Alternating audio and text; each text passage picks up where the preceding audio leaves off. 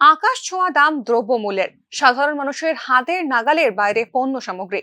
বৃহস্পতিবার পণ্য সামগ্রীর এই অস্বাভাবিক মূল্যবৃদ্ধির কারণ খতিয়ে দেখতে মহারাজগঞ্জ বাজারে হানা দেয় সদর এনফোর্সমেন্ট টিম।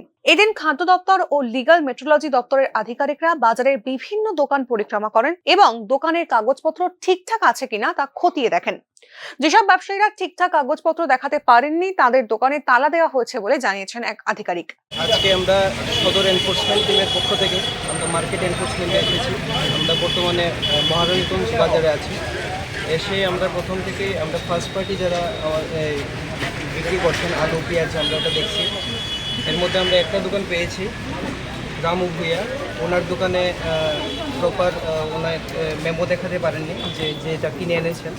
তো এই মেমো দেখাতে না পারাতে আমরা ওনার দোকানটা আপাতত বন্ধ রাখার কথা বলেছি। তাছাড়া আমরা অন্যান্য দোকানও দেখছি, ম্যাক্সিমাম ঠিক আছে। এখানে আমরা একটা দোকানে এসেছি, আমাদের গোবিন্দপুর বলে এই দোকানের মালিক, উনি আমাদেরকে প্রপার সেল মেমো যেটা আছে, উনি যেটা বিক্রি করছেন সেল মেমোটা প্রপারলি আমাদেরকে দেখাতে পারেনি। আমরা সেই সেল মেমো মেমো বইটা আমরা সিজ করে নিয়েছি। আর আমাদের এই সদর এনফোর্সমেন্টের যে অভিযান, এটা আগামী দিনেও চলতে থাকবে।